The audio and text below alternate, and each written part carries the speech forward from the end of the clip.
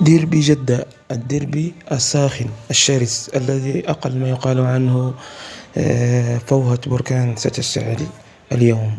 الاتحاد والأهلي، طبعا مواجهة أولى بين محرز ورفيقه في المنتخب عوار.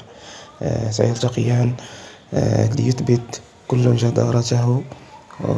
كذلك سيلتقي محرز بابن بلده كريم بنزيما قائد الاتحاد. طبعا ترتيب الدوري كالآتي: الأهلي الهلال في الأول، والاتحاد في المركز الثاني، والأهلي في المركز الثامن.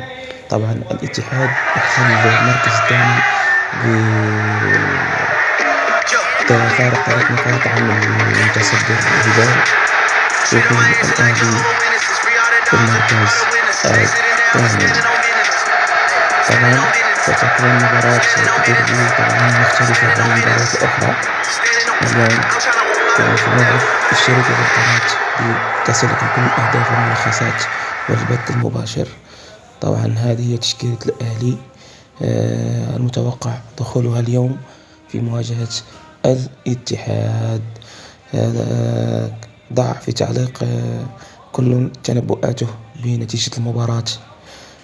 اشترك وفعل الجرس ليصلك كل جديد، وشكرا.